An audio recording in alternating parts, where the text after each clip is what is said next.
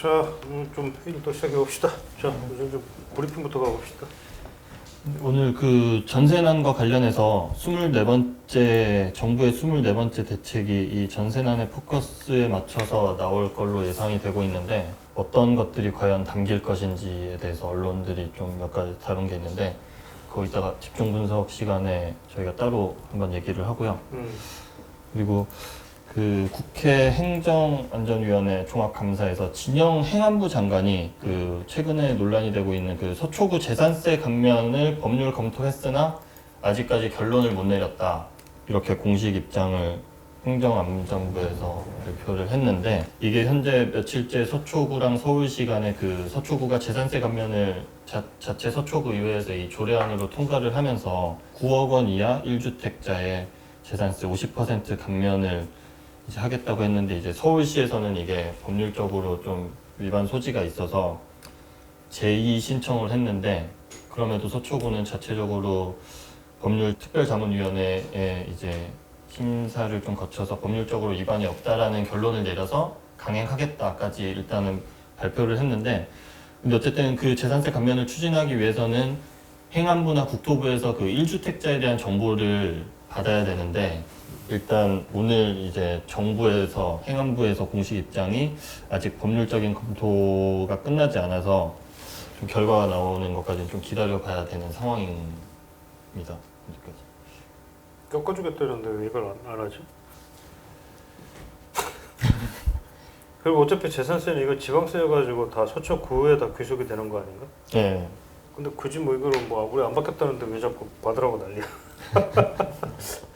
저희가 그 회의실에 한번 조은희 서초구청장을 한번 초대를 해서 섭외를 해서 이번 주에 나오기로 결정이 됐거든요. 내일 나오신다고 했지? 네. 그럼 내일 나오면은 아마 우리 저 땅짓고 회의실 시청하시는 분들은 내일 저녁 7시에 조은희 구청장님 모시고 저희가 그 이 재산세 관련 공방 이런 거에 대해서 조금 더 한번 자세한 얘기를 좀 나눠볼 테니까 한번 그 부분들 관심 있으신 분들은 좀 많이 보시면 될 것 같습니다. 궁금한 게 있으면 또 질문으로 남겨주시면은 궁금한 거 있으면 미리 저희한테 저희 이 유튜브 댓글을 남겨주시면 저희가 그걸 반영을 해서 대신 질문을 드리고 좀 궁금증을 풀어보는 그런 시간도 한번 가져보겠습니다.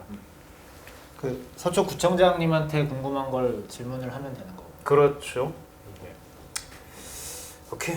네, 자, 일단 그래서 이 재산세 감면 논란에 대해서는 내일 조금 더 다뤄보도록 자세하게 한번 예, 심층적으로 한번 다뤄봅시다. 오케이. 그렇게 하고 그리고 이제 지난번에 저희 회의실에서도 한번 나온 내용인데 경기도 23개 시군에서 외국인 법인 토지거래 허가구역을 지정을 했습니다. 마침내. 그래서 이달 10월 31일부터 내년 4월 31일까지 6개월간 23개 시군 5,300제곱킬로미터 정도인데요.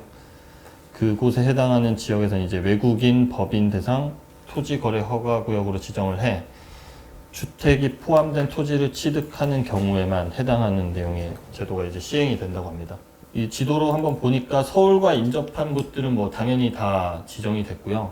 뭐 제외된 곳들만 예를 드는 게 편할 것 같은데 연천군이나 동두천, 포천, 뭐 안성, 이천, 여주 이런 정도로 좀 가평. 경기도에서 가평, 양평 그 정도가 제외가 됐고요.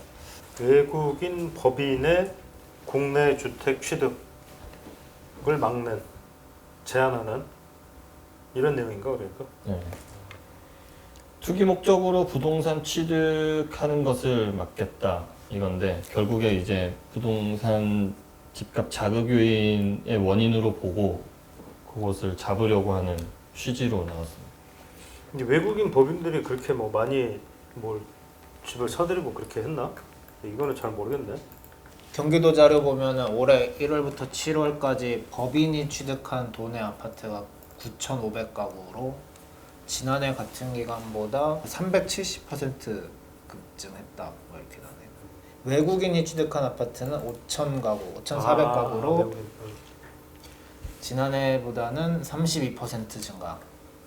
법인이 9,000가구, 외국인이 5,000가구, 5,400가구인데 이게 아주 결정적인 영향을 미쳤다고 보기는 어렵겠지만 그래도 최근에는 뭐 중국인을 중심으로 특히 외국인이 우리나라의 주택이라든지 매입해서 가격을 올리는 거에 대해서 이 여론의 반응이 상당히 안 좋기 때문에 그 부분을 좀 염두에 두고 나온 대책이 아닌가 생각도 드는데요. 이게 경기도만 해당이 된다는 거죠, 그러니까. 네. 이재명 지사가 네. 이제 효과가 있으면 뭐 다행인 거긴 한데 효과가 없으면 그냥 또 괜한 규제만 또 만들어 놓는 거 아닌가 싶기도 하고 뭐 지켜봐야 되겠네요. 어쨌건 뭐 근데 뭐 외국인 법인에 등에서만 해당이 된다 하니 뭐 우리 내국인들이 뭐 주택 실수요자들 입장에서는 뭐 별 아무런 상관은 없는 거 아닌가 봐요. 네. 오케이 다음. 그리고 천도론에 불붙은 이 세종시 땅값이 3분기 상승률 전국 1위를 기록했다고 합니다. 3분기라고 하면은 이제 한창 그 행정수도 이전에 대해서 좀 언급이 많이 되고 언론에서도 나오고 그럴 시기였는데 3분기 세종시 땅값이 4.5% 올랐는데 이게 전국 집가 상승률이 0.95%인 것과 비교하면은 약 5배 정도로 전국에서 가장 높은 상승률을 보였고요. 나머지 시도별로 살펴보면 일단 세종이 4.5% 이 수치가 압도적이라는 걸 알 수 있는 게 서울이 1.25%, 뭐 대전이 0.98%, 경기가 0.97%인데 이들 지역도 전국보다 높은 상승률이었는데 그거보다도 뭐 훨씬 높은 수치를 기록했으니까 엄청난 게 이제 집가 상승률이 높았다고 볼 수 있고요. 나머지 시도는 좀 전국을 평균을 밑둔 것으로 집계가 됐습니다. 결국은 세종시가 지난번에 뭐 집값도 엄청나게 폭등, 사실 천도론 얘기가 나오면서 엄청나게 좀 급등했던 그런 상황이었는데 그러니까 집값도 전국 1위, 상승률이 땅값도 전국 1위 뭐 이러네. 네.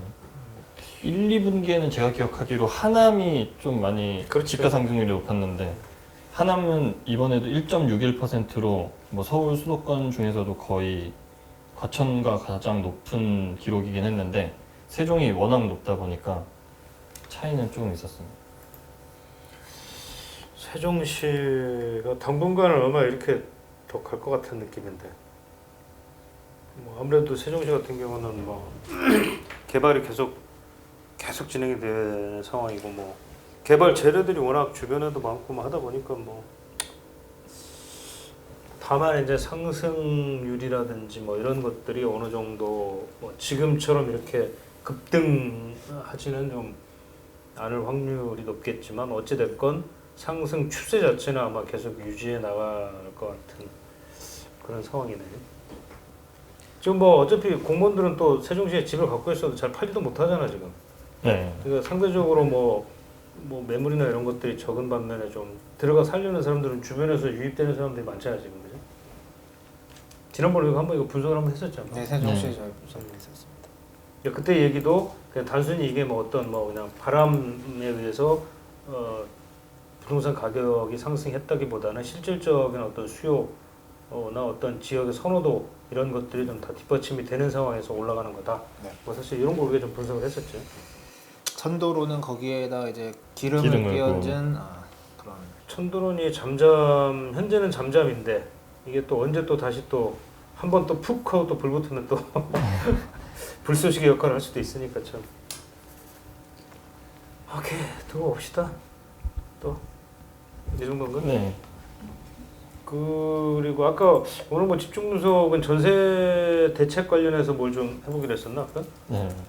전세 대책 관련해서 좀 분석해 보려고 하고 있는데요. 원래는 이제 이번 주 들어서 이르면 이번 주에 정부의 24번째 대책, 전세 대책이 전세 안정 대책이라고 해야 되겠죠. 나올 것이라는 이 보도가 조선일보 포함해서 거의 모든 언론에서 이렇게 예측을 하고 있었습니다. 이게 말하자면은 정부에서 사실은 이렇게 언지를 했기 때문에 이렇게 나온 것이다라고 생각을 할 수 있을 텐데, 그래서 이제 어떤 대책이 전세를 안정시키기 위해 나올 수 있을 것이냐 이런 기사까지도 대부분 보도를 했고요. 이게 주요 내용을 보면은 임대주택 공급을 우선 확대하는 방안이 있을 것이고 월세 소득공제 확대하는 부분은 이 김현미 장관이 직접 언급을 하기도 한 부분입니다. 근데 이 임대주택 확대나 월세 소득공제 확대 이 두 가지가 크게 거론되고 있다고 봤을 때 이 두 가지의 공통점은 당장의 전세난을 잡는 데는 실질적으로 아무 도움이 안 된다라는 게 공통점인데요. 그래서 이런 상황에서 대책을 꼭 굳이 발표를 해야 되느냐 이런 여론을 의식을 했는지 정부가 25일, 그러니까 어제 전세 대책을 이번 주 발표한다는 것은 뭐 확정된 바가 없다. 지금 뭐 대책을 내놓을지 안 내놓을지도 지금 논의 중이고 확정된 거 아니니까 섣부르게 좀 하지 말아달라.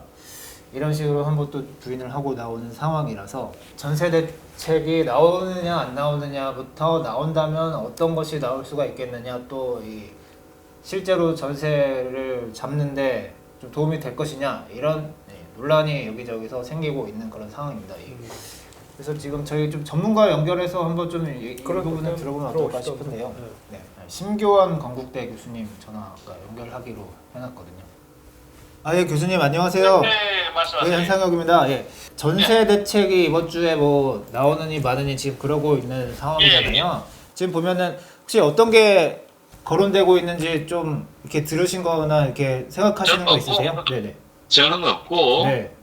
뭐 지금 뭐 몇 가지 얘기는 나오는 것 같은데 네. 그것들이 뭐 효과가 있는지 뭐 월세 세액 공제라든가 뭐 그런 얘기들이 좀 나오는 것 같아요. 네네 그렇더라고요. 뭐 당초에 뭐 임대료를 다시 뭐 더 묻느냐 아니면 뭐 그런 저 표준 임대료 이런 얘기도 나오고 했었는데 그런 얘기보다는 네. 뭐 저 세액 공제하고 또 뭐였죠 뭐 하나 뭐 임대주택 공급을 확대한다 이런 예, 뭐 관측들이- 공급 확대하고 세액 공제를 묻는데 네. 그것들이 이제 뭐 단기적으로 가격 안정화 효과가 있는 정책이냐 거기에 대해서는 고민해볼 필요가 있어요. 예, 예. 지금 이제 사실 단기적으로 폭등하고 시장이 이제 공급 위축을 해서 그 서민들이 고통을 겪고 있는데 그걸 안정화시키는 수단은 아니다. 그리고 이제 단기적으로 안정화시킬 수 있는 방법이 사실은 뭐 거의 없다라고 볼 수 있거든요.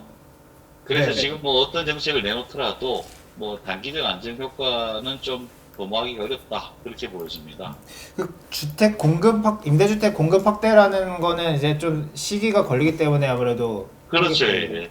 굉장히 뭐 임대주택 공급 확대라는 거는 지금 현재 분양 물량도 줄고 있고 이런 상황에서 한다고 하더라도 굉장히 오래 걸리거나 그리고 이제 그걸 체감하기에는 너무나 힘든 정책이라고 보여지기 때문에 그런 것들이 뭐 단기 대책으로 보기는 어렵다라고 볼 수 있죠. 월세 소득 공제를 확대하는 이런 거는 뭐 정부가 이제 전세 살지 말고 월세 살아라 하는 거 아니냐 이런 얘기도 있거든요. 뭐 그거는 비판하는 측에서는 그렇게 얘기할 수 있겠지만은 네. 월세로 바뀌면 가장 피해를 보는 게 서민계층이에요. 예. 그 서민계층의 생활난을 해소해준다 이런 차원으로 해석해야 되지 그게 뭐 어떤 뭐들 유도를 한다라든가 그렇게 보기에는 좀 어렵지 않나 그거라도 해서 좀 서민들 고통을 조금이라도 덜어주자 이런 차원에서 이해를 하면은 좀 이해가 되지 않나 싶어요. 교수님 근데 이런 대책 얘기가 나오는 것 자체가 현재 이 전세 시장이 지금 굉장히 안 좋은 상황인데 이런 게 근본적인 원인은 뭐라고 봐야 될까요?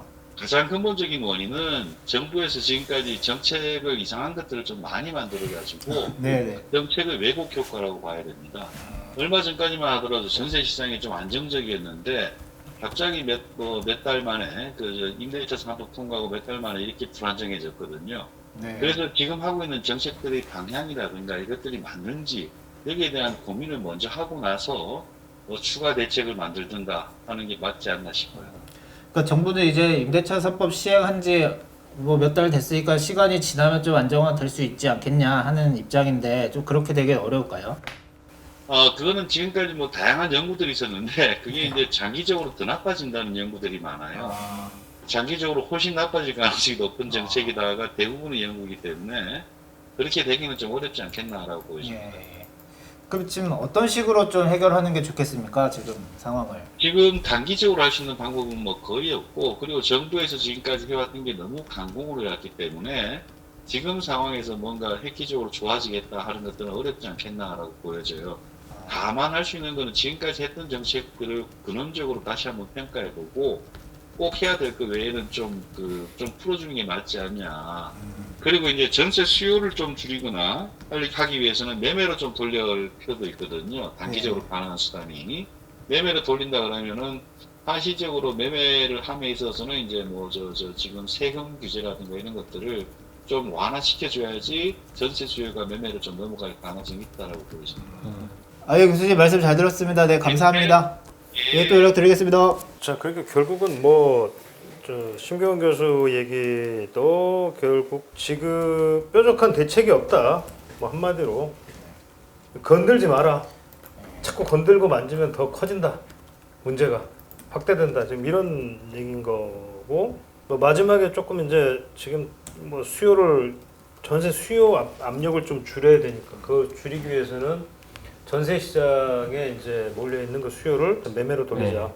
뭐 이런 얘기인데 그러려면 결과적으로는 이제 지금 매매 시장에 가해져 있는 여러 가지 족쇄들을 좀 많이 풀어라.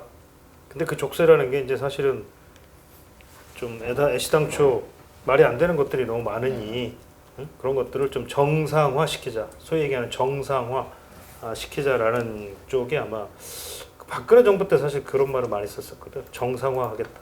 시장을 정상화시킨다. 규제를 정상화한다.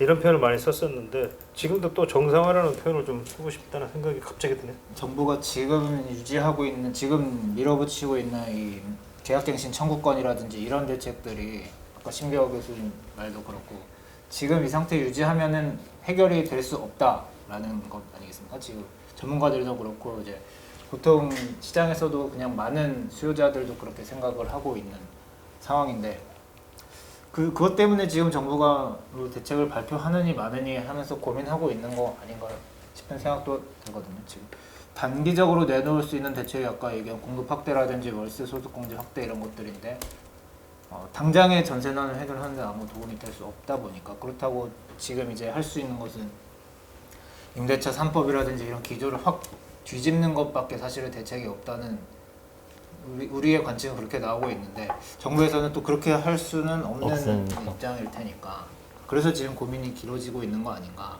그런 생각이 좀 듭니다. 자승자박한 꼴이 된 상황이라고 봐야 되겠네. 어찌됐건 아마 전세 대책은 내놓기는 어려울 것 같고 내놓는다 하더라도 아까 얘기한 뭐 굉장히 지연 말단적인 아마 대책들 정도가 되지 않을까 뭐 이런 생각은 드네. 그러면 결국 우리 실수요자들 입장에서는 정부의 대책을 기대하기는 좀 어려울 것 같고 뭔가 각자 자구책이 좀 필요한 상황이다 이렇게 봐야 되겠네. 각자 알아서 각자 도생하는 월세로 가야 될 분들은 그냥 빨리 월세를 해도 갈아타고 이러다 월세 매물까지 사라지면 또 월세 가격도 지금 오른다는 얘기니까. 그러니까 좀 각자 도생을 하는 수밖에 없는 좀 안타깝지만 안타까운 일들이 많이 벌어지네요 요즘. 참. 이건희 회장님도 돌아가시고 참 여러 가지로. 오케이, 자 오늘 여기까지 합시다. 네. 네.